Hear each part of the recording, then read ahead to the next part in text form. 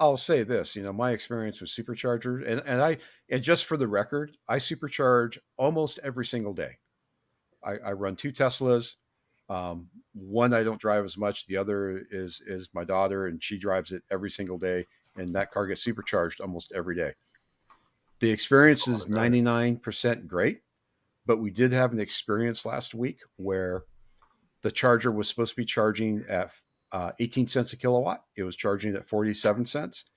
And it took me all morning to find somebody at Tesla to report the problem and say, what are you going to do about it on my account?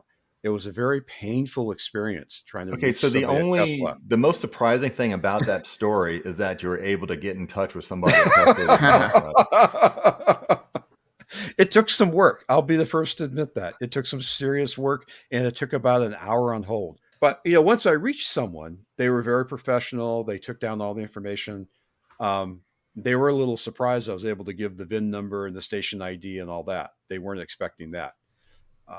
So they gave you a refund? So that was they refunded the whole charge, actually.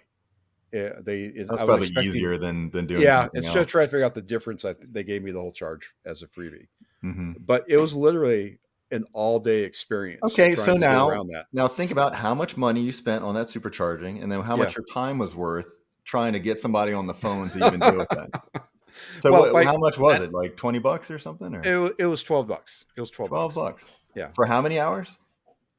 I probably had maybe 5 hours all in.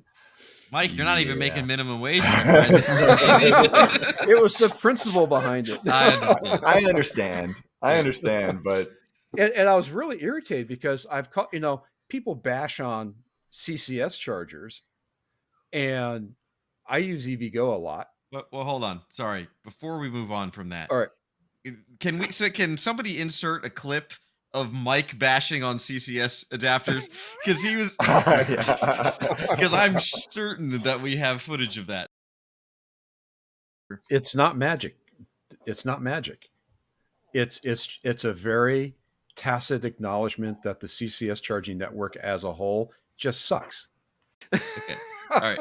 Sorry. So your point was, I'll call. I've had issues with EVgo. Charger doesn't work, won't accept my RFI card, whatever. They have an 800 number on the charger. I've been able to call them. They pick up in about 5 minutes, and it's resolved as I sit in my car, real time. Now sure.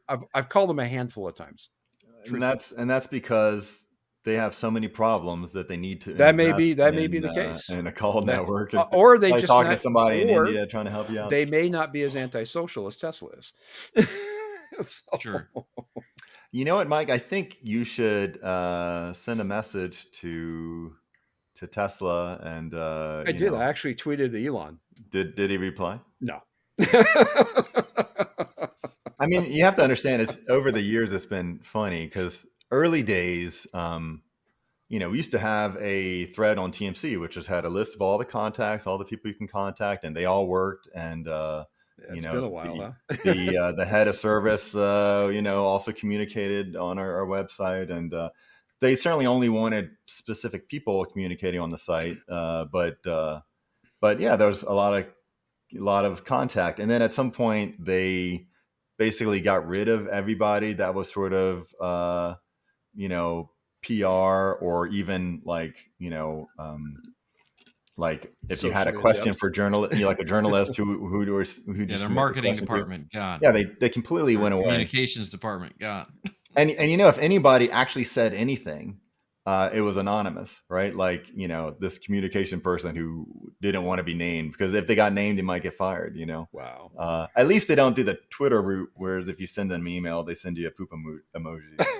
I didn't even get that. Yeah. But so now you just get nothing. So. But yeah, you got somebody on the phone, and I did get a real person who was very professional and polite. Props to him, and they did take care of the issue. Don't say his name; he might get fired. No, I'm just... That's right. I do have his name, but you're right. Or like for $2.40 an hour, you managed to. I got my satisfaction. Doug, do you like?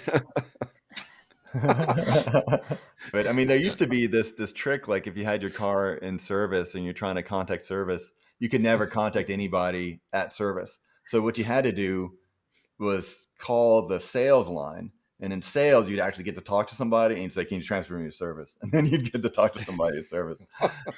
So, you see that's where what my those plan stories would have are. been, honestly. Like, I don't know. I haven't ever had to call. I mean, I've only had the car, almost a year. I'm like, man, what would I do if I had this problem or whatever and I couldn't get to somebody? The only people I know how to call are the sales office, right? So like that's who I would have called, honestly. But I've never had. I issues mean, with no, wait, I service. take it back. There's this Yeah. special secret plaid service only number that I'm not supposed to talk about. No, I'm just kidding. Is it, you pay for a blue check mark? Super secret. Is that how it works? Super secret. service. Yeah, but I mean, Tesla definitely is not they're like all the other big tech companies, to be honest, or I should say most of the get big someone tech at companies. Google? Can you Right? get someone Who at do you Facebook? call at Google when you have a problem? Who do you It's call at just not Amazon when nobody. you have a problem? Right? Because Like, it's just not scalable, right? Unless you can have like an AI service person that actually fixes problems for you.